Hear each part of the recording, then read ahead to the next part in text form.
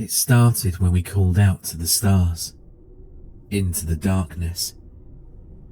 We felt so small, tumbling through vast emptiness while clinging to the skin of the world, and without a single reason why.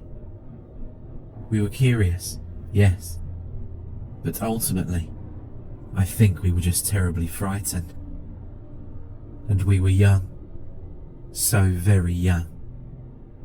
We were children, and like a lonely lost child, we did the only thing we could think of to make it stop. We did what we thought we had to do to make the universe make sense. We called for help. For years, we scanned the sky for a sign. We sent signals to the stars in the darkness beyond. Are we alone? But the skies were quiet. Always so quiet, leaving us to our own makings. But crying children never cease, and neither did we. We sent calls into every corner of space for decade after decade. We refused to believe that no one was out there. They had to be. Yet, for some unknown reason, they never answered us. Everyone remembers when that changed.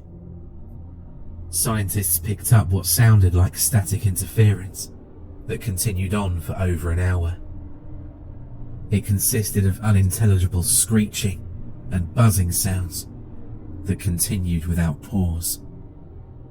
The meaning of this message was never discovered, if it had one. The only thing we knew was the signal's origin came from somewhere in the Hercules constellation. As soon as that signal stopped, the real message began. We made contact that day, and we were asked a question. Who is there? It came not through the radios, but as a voice.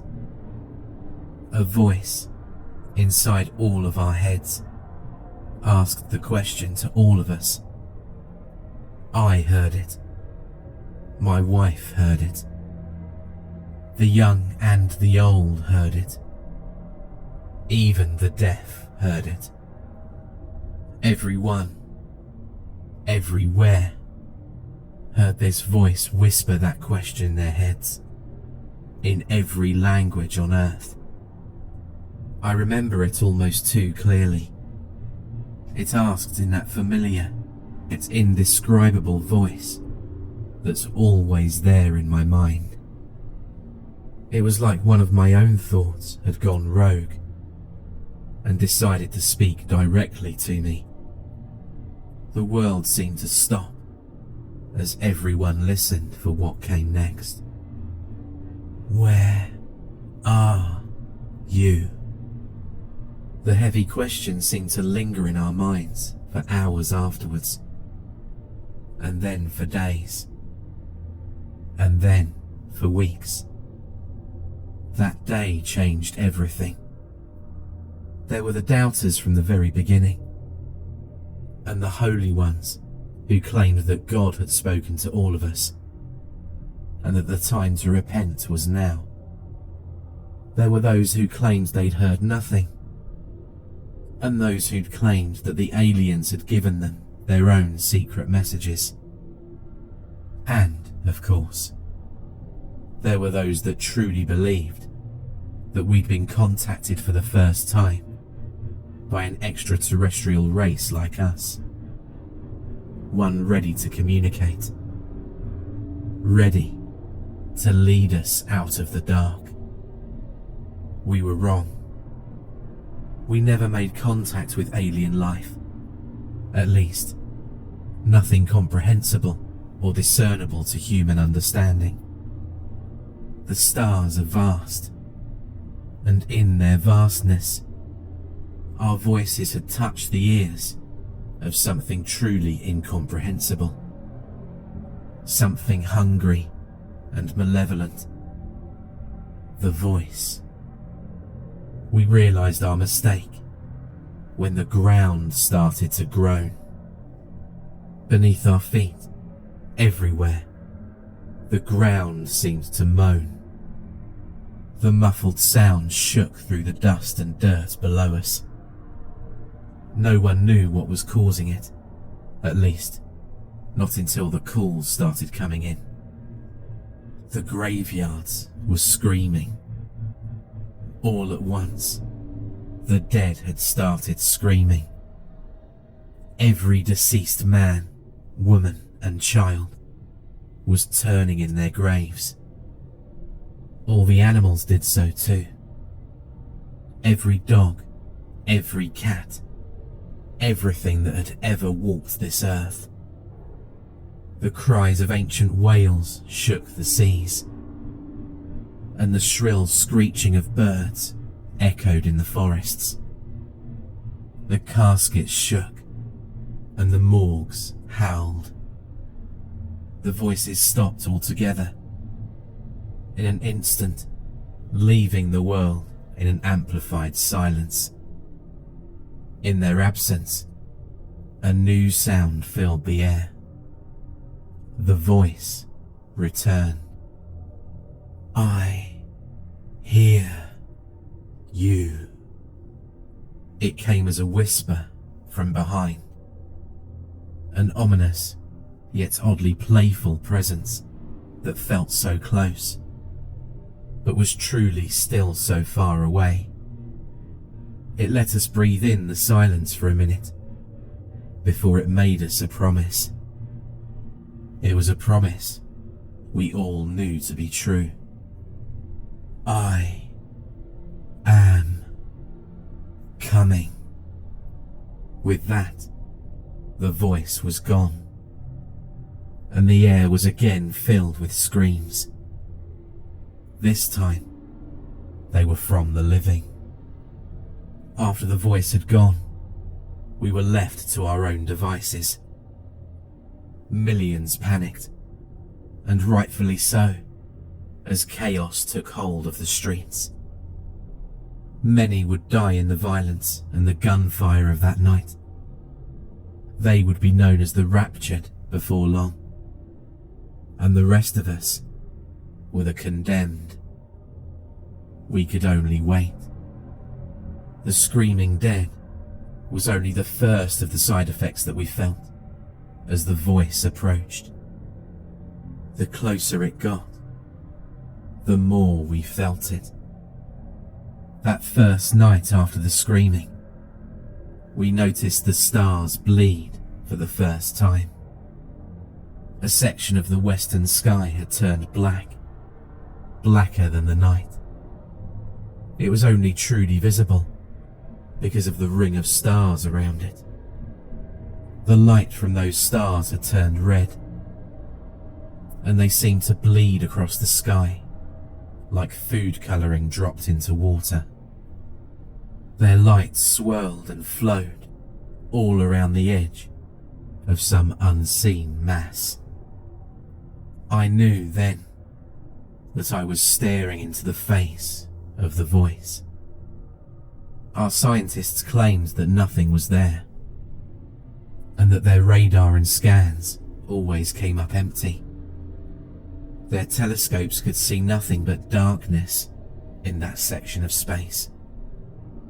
However, the proof was right in front of us, as every night that ring of darkness got wider, and more stars bled in the sky. We watched it come.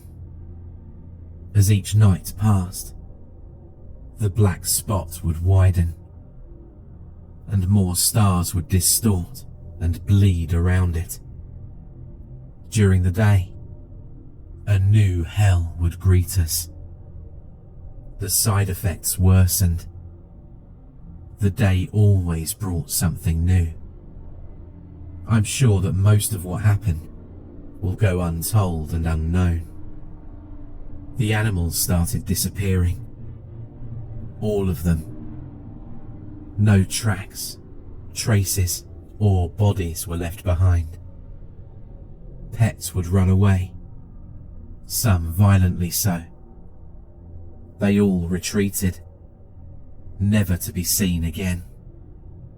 The forests were left abandoned, the oceans empty. The air was left silent. The world left seemed empty and lonely. They left like water receding from the shore, just before the tsunami breaks. One day, about 2 weeks ago, scientists tried to talk to the voice again. They hoped, perhaps, to reason with it. They told it about what was happening on our world and asked it questions. The scientists begged. It didn't speak. When our scientists said, "What do you want?" the voice sent a response. The next night, the skies lit up with streaks of fire. It was alight for hours, blazoned with orange and red. We didn't realize the effects until the next day, when the televisions turned to static and the telephones refused to work. We'd sat, watching, as all of the satellites were knocked out of the heavens. After that, reports became rumours and rumblings. Sanity, a thing of the past. The air chilled and weighed us down.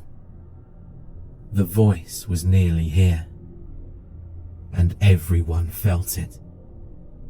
It rained for a week after the satellites fell. The rain was salty and mired with an unknown filth that turned the grass black. Maybe the satellites tracked something back in with them when they hit the sky. No one knew for sure.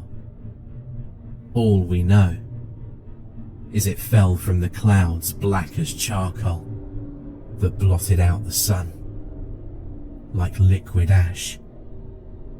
Darkness fell upon us for days. When the clouds went away, the skies were empty. There were no clouds, yet the sky hung low and grey. If the sun was anywhere in the sky, it never made itself known. Even it had abandoned us. Each day grew slowly darker and darker, until night and day became almost the same. Some people would claim later that they'd seen things in the dark. Creatures with gangly limbs and crooked faces, lurking in the corner of their vision. They were tall, white creatures that looked mottled or rotten through their transparent skin. Appearances would last for just a second or two before vanishing without a trace. Some believed this was the first step in the aliens' invasion, but the rest of us didn't know what to think. We just knew that it was nothing that simple or benign. They must have been hallucinations, just more madness to endure, but ultimately as harmless as anything else. As harmless as the screams of the dead, the missing animals, and the dying sky. Appearances slowly increased in duration and number. I think everyone saw them at least once, but I don't think a single person would ever guess why they were truly here. They never touched nor spoke to anyone, and they certainly never harmed anyone. Most who got good looks at them described them as mournful or sorrowful looking. Some even claimed the creatures watched over them at night, and others even claimed it seemed as though the creatures were sorry for them. One claimed to have even seen one prostrate upon the ground, hands clasped above its head. He said it was praying for us. Prayer was no help. The churches and places of worship that had divided us for so long failed to bring hope to any in the end. The voice let them pray and beg for a while, but just days ago, the voice ended it all. No one questioned how, for at this point, nothing that happened surprised anyone anymore. But on the final day, all books of worship were burned. Every last Bible. Everything. People rushed to their centers of faith, but found no solace. The churches and temples had suffered the same fates, if not worse. The people were left, abandoned by their greatest hopes. There were rumors of churches all over the world, with walls formed from the bodies of those who sought refuge. They were merged to the walls, stuck to them like flies in a trap. They died still pleading for hope, but they were beyond God's help. The rest of us had learned to stop begging. We waited. The final message came. From beyond the sky, it fell upon us. The voice echoed, and it spoke a simple truth. I am here. There's a darkness beyond the horizon, the likes of which I doubt has ever been seen. It brings with it the screams of countless souls, and it moves fast.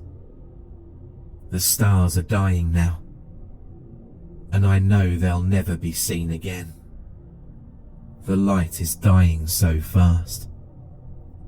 I leave this not as a warning. No, it's far too late for that. Instead, consider this the last realization, the last that humanity will ever know. For we used to wonder whether or not we were alone and lost, but never whether or not we were safe and hidden. The universe is infinite, and our understanding was significantly more finite. We should never have beckoned to the darkness. Instead, we should have clung to the light and closed our eyes every time we were turned to the void. As the final minutes approach, I hold one final truth to be certain. I now know why the skies were always so quiet.